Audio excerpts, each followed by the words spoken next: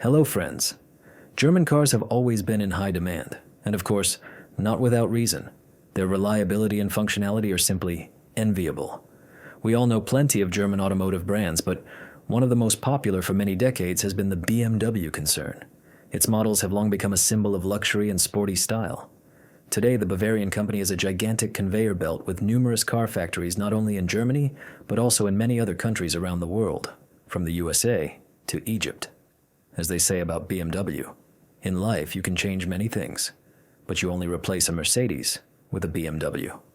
Finally, the time has come on our channel to tell the story of the creation and development of this automotive brand, which, by the way, is already more than 120 years old, and it will definitely be interesting to absolutely everyone. It all began back in December 1896 in the city of Eisenach, where a certain Heinrich Erhardt, a talented engineer and nephew of the famous inventor and successful locomotive manufacturer Johann Heinrich Erhardt, opened his first machine-building factory. And he didn't just start producing cars and components for no reason. Initially, the factory exclusively produced vehicles designed for the needs of the German army: ambulances, mobile field kitchens, sidecars, and even bicycles. It's also worth noting that Heinrich was already 50 years old at the time, and practically nothing is known about his childhood and youth, except that he was born in 1840 in Thuringia. And at the age of 24, he went to work at Hartmann's machine-building plant in Chemnitz, the largest Saxon company at the time. That's where his love for mechanisms was born, and it never left him for the rest of his life.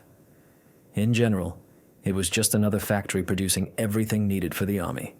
And at that time, there was no talk of mass-producing civilian cars.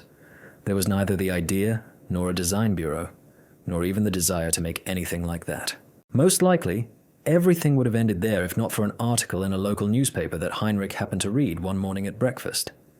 The article vividly described the incredible achievements and success of his German colleagues, namely Daimler and Benz. In particular, it talked about their incredibly popular motor carriages of the time. For those who haven't seen our video about the history of Mercedes-Benz, let me remind you that Carl Benz was the man who invented the world's first car with an internal combustion engine. In short, Benz was a pioneer in automobile manufacturing. Heinrich realized he shouldn't stay on the sidelines and let all the glory go to Benz and Daimler. At that very moment, an idea appeared in his head to create something that millions of people would talk about. Of course, Erhardt understood that he was no worse than his colleagues and could also create something unique of his own. At that moment, he thought, why not try designing something lightweight, civilian, and most importantly, different from the competitors? But to save time and money, Erhardt decided to take a different path. He simply bought a license from the French for a Parisian car that was then called Decauville, actually Decauville. And that, friends, is exactly how what we now call BMW first appeared. Back then, this monster was simply called the Wartburg motorized carriage.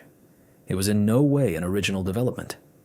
Just a couple of months later, in September 1898, the Wartburg arrived under its own power at the Motor Show in Dusseldorf and took its place alongside Daimler, Opel, and Deere Copan. A year later, the Wartburg even won 2 major car races. In total, during its life, the Wartburg received 22 medals, one of which was awarded for elegant design. Overall, the Wartburg existed, but its story ended just a few years later. In 1903, Erhardt's factory was on the verge of bankruptcy due to huge accumulated debts that were not being covered. The question arose whether to close the enterprise or change direction. Help came unexpectedly from one of the shareholders, stock speculator Jacob Shapiro, who didn't want to part with his beloved motorized carriage, and of course, the income from its production. Shapiro invested a significant sum and became the savior of the enterprise. After that, he also took on part of the responsibilities and authority. Already a year later, under his careful guidance, the factory began producing Dixie cars built under license from the British Austin 7. True, the first batch went to customers with right-hand drive, the first and last time a car with the passenger on the left appeared in continental Europe. From 1904, 15,122 Dixie cars were produced, and they were very popular. Sales were excellent. But competition forced improvement, and finally the creation of something original.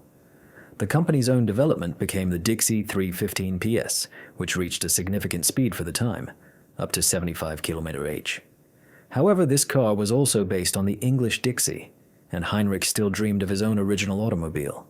But production under the shareholders' leadership was aimed solely at profit. To increase that profit, Swiss engineer and aviation enthusiast Carl Friedrich Rapp was invited to the company. He was a true expert and enthusiast, but success had always eluded him. Under the BMW umbrella, Carl opened a small production of aircraft engines and airplanes. He had the desire, enthusiasm, and a good head on his shoulders. But unfortunately, luck was missing. His first biplane, presented at an exhibition, simply didn't take off. But the engineer didn't give up. On the contrary, he worked even harder on the next biplane with an engine of his own design. However, at this stage, the company still didn't achieve success. The exhibition planned for 1914, on which they had placed special hopes, simply didn't happen because of the war. It would seem that this was the perfect time to produce engines and aircraft for the army, but even here luck didn't favor Rapp. His engines were so noisy that local residents even signed a petition asking that planes with Rapp engines not fly over their homes. On March 7, 1916, his company was registered under the name Bayerische Flugzeugwerke, Bavarian Aircraft Works, BFW. But the enterprise needed new investment. At this point, a new character appeared, Viennese banker Camillo Castiglione, who bought out Rapp's share and thereby increased the capitalization of what was then still BFW to almost 1.5 million marks. It's already hard to keep track of who was responsible for what. All we know is that under the BFW flag there were various productions controlled by different people, but they were united by one parent company.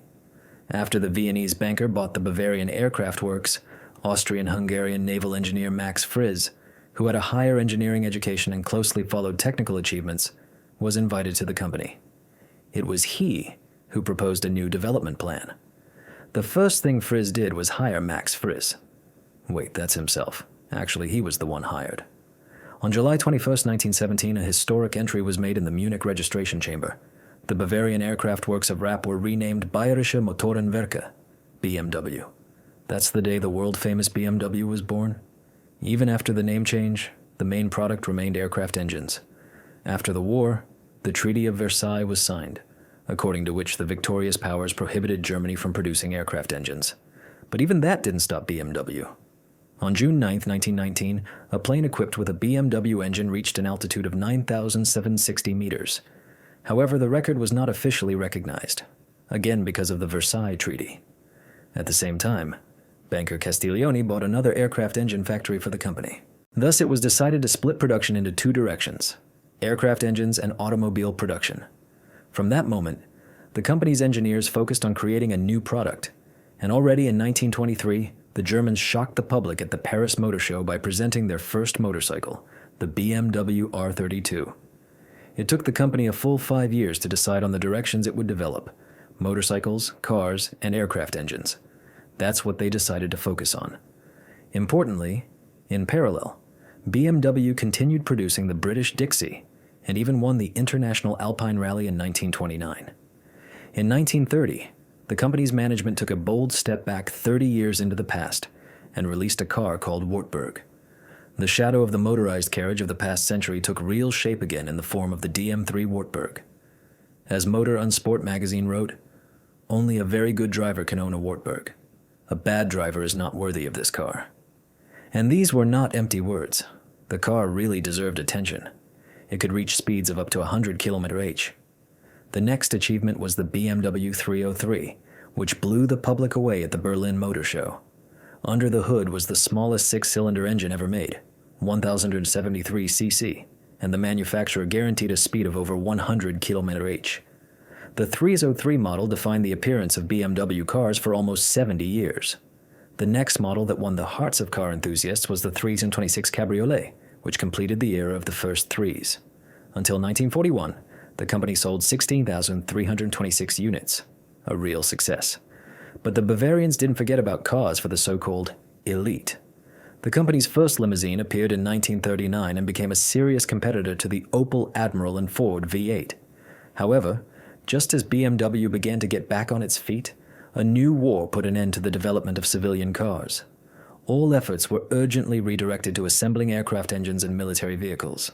3,000 vehicles rolled off the assembly line in the early 1940s under the name BMW 325, Victor had by Kevin. Probably a transcription error, likely referring to military models. Germany's defeat in the war essentially meant the destruction of the enterprise. In the fall, Allied and Soviet bombing turned the factories in Eisenach into ruins. The surviving equipment was simply taken to Russia. There was nowhere to retreat. At the next shareholders' meeting, those who survived World War II and hadn't left Germany decided to restore production bit by bit. Colossal resources and money were needed. A huge number of investors were attracted. The company's management constantly changed depending on who contributed more money. Despite these problems, BMW managed to develop and release the first post-war novelty. Unlike the USSR, which had ready production lines and money, BMW's first official post-war product was the 250cc R24 motorcycle, presented at the Geneva exhibition in 1948, followed by the R51, R67, and the 600cc R68 with a top speed of 160 km/h. By the early 1950s, about 30,000 people could boast of owning a BMW motorcycle. But time passed, and the company still couldn't return to its main product, car production. The first post-war attempt was the BMW 501, which was undoubtedly met with delight by the public. But there was one but that almost brought the company to collapse. The 501 turned out to be extremely expensive to produce. The 1950s were generally not the most successful period for BMW. Following the 501 were the 507 and 503, which also failed to meet expectations and plunged the company into debt. Even an advertising campaign didn't help.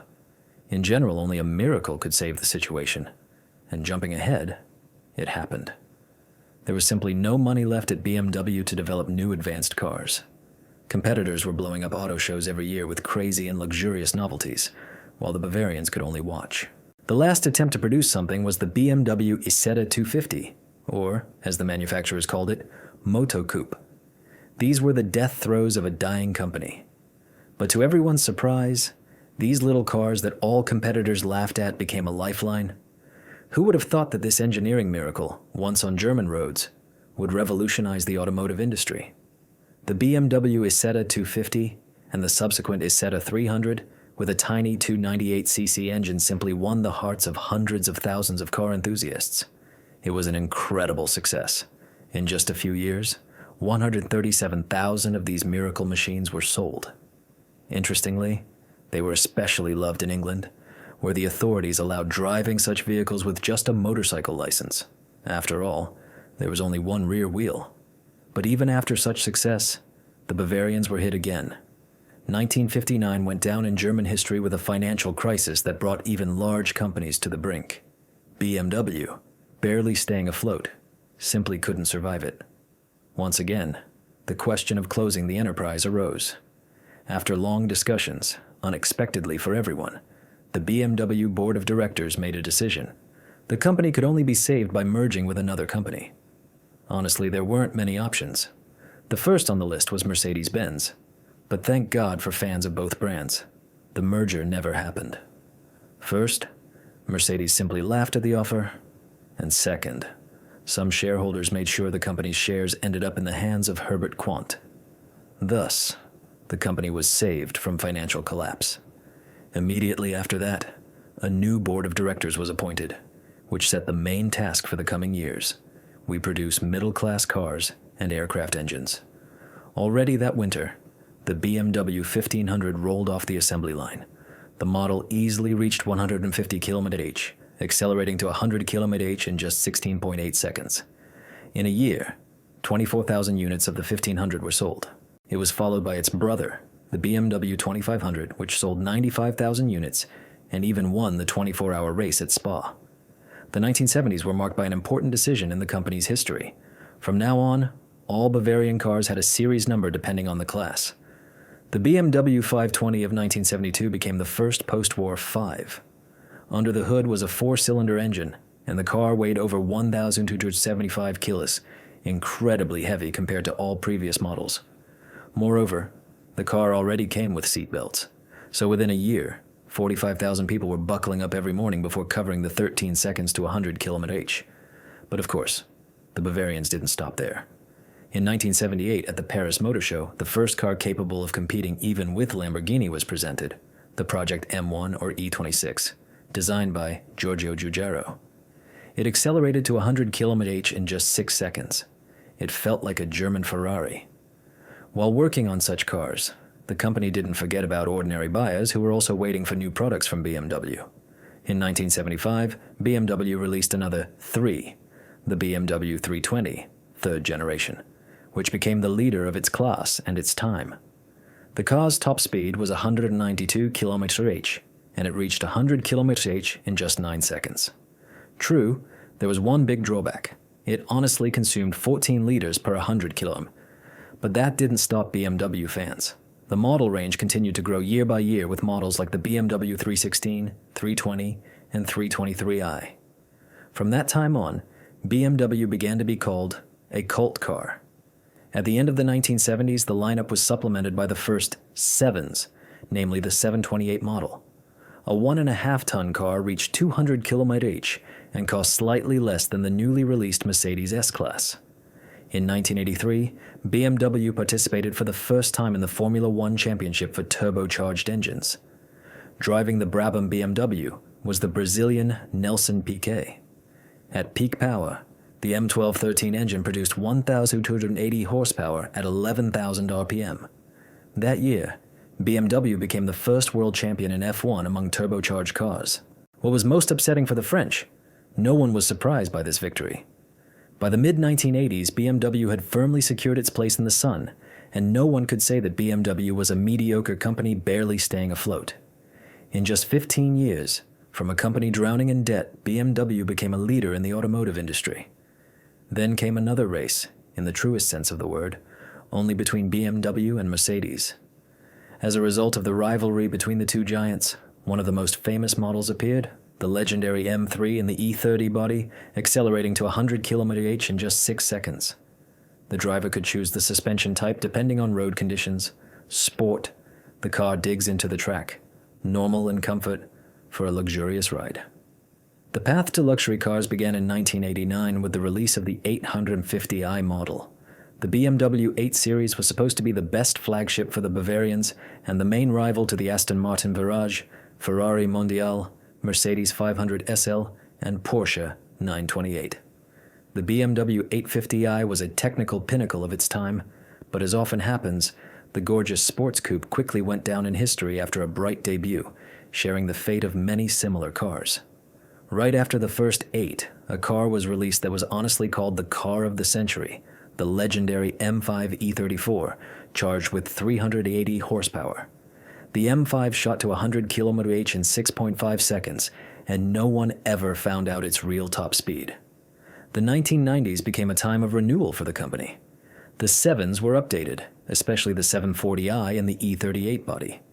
The 5s didn't stay aside either. The E39 burst into the automotive world with 7 engine options for every taste, for the successful and for those who wanted to go faster. And for the most unstoppable, BMW rolled out the 540. At the end of 1999, the company finally conquered the overseas market by opening a plant in Spartanburg, South Carolina, USA. But soon the Bavarian management realized that sedans alone wouldn't impress this market. Yes, BMWs were hugely popular across the ocean. Americans loved not only speed, but also size and boldness. They needed to come up with something bigger and brighter to conquer this market. So the company began actively working on the first lightweight SUV in its history, and of course, it became the now beloved X5, which showed itself only from the best side. The main features were a load-bearing body and fully independent suspension. The platform was inherited from the Bavarian 5 E39. The X5 was the most popular car for a full 15 years, and only recently gave up its leadership to other company models. In 2002, the BMW Group achieved a record number of sales, 1,057,000 cars, and also became the winner of the Car of the Year contest in Russia. In 2003, the most luxurious model of the 7 Series was presented, the BMW 760i and 760li, and a new 5 Series sedan appeared. The BMW Z4 was recognized as the best convertible of the year. To consolidate success overseas, in 2006, the luxurious BMW X6 appeared, combining the best technical qualities of an SUV with coupe design. Interestingly, the Japanese from Nissan were the first in this class. Back in 2003, they released the Infiniti FX35 crossover created specifically for the American market. But the Germans decided to compete, and although they didn't quite succeed, the Infiniti FX became more popular than the BMW X6. They still took their share of the market. In 2008, BMW produced over 1 million cars per year. More than 100,000 people worked at the production and other enterprises. The concern's revenue in 2008 amounted to over 50 billion euros, and net profit was 330 million euros. That year was the first when the Bavarians were able to pay off all their debts. In 2009, the world premiere of the new legendary 5 Series sedan took place. The top model of the lineup was the magnificent BMW 550i, embodying all the best qualities of the brand.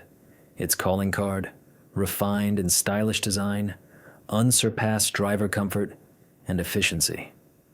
In September 2011, a significant event for the concern took place, the official launch of an ultra-modern carbon fiber production plant jointly with SGL Group. The plant is located in Moses Lake, Washington, USA. The new enterprise produces super light carbon fiber reinforced plastic for cars of the BMW i sub-brand.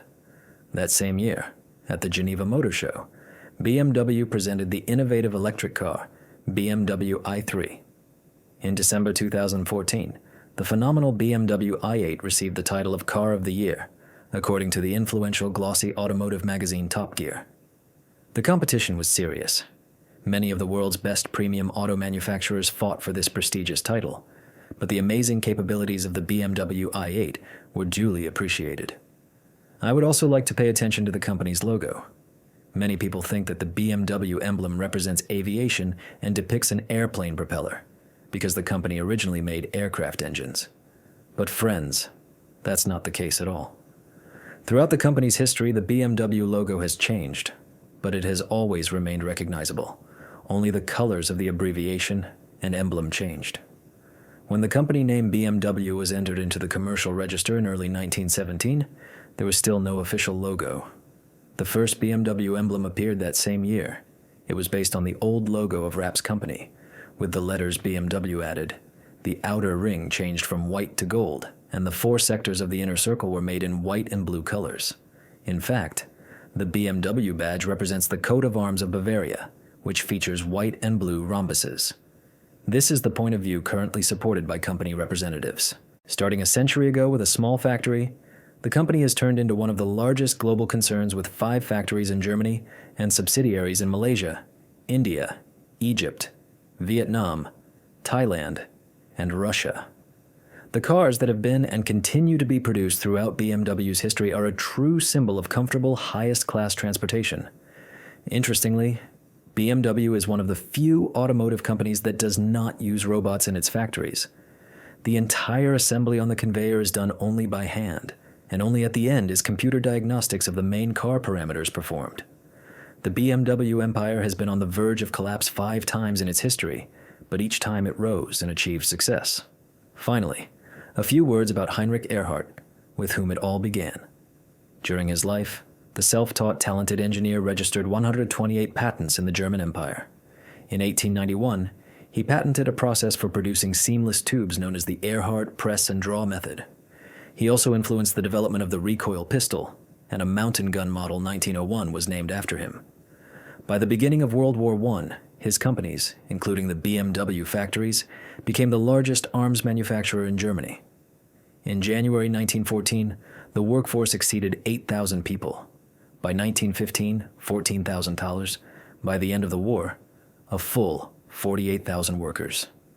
By the end of 1917, Erhardt's company produced over 2.5 million shells and cartridges daily, more than 500 pistols, rifles, and machine guns, as well as up to 50 different artillery and anti-aircraft guns. After World War I and the bankruptcy of the firm, all these works were stopped. BMW, as I mentioned earlier, went its own way separately from Heinrich. Initially, Erhardt owned 31.2% of the shares of the Eisenach Automobile Factory Joint Stock Company, but when he was already 80 years old, he left the company's management due to disagreements with other shareholders. Until 1928, Heinrich Erhardt taught in his native town of Zellersaint. Blasi, now Zella-Mechlis, and in 1928, at the age of 88, the heart of the talented engineer stopped. So friends, I think that's everything you need to know about the history of the BMW company. If I forgot to mention something, be sure to write about it in the comments. And of course, share your personal opinion about the cars of this brand. After all, as we know, people are divided into two categories: those who adore them and those who hate them. It will be interesting to know how many of each there are. That's all for today. Like the video and see you soon. Bye.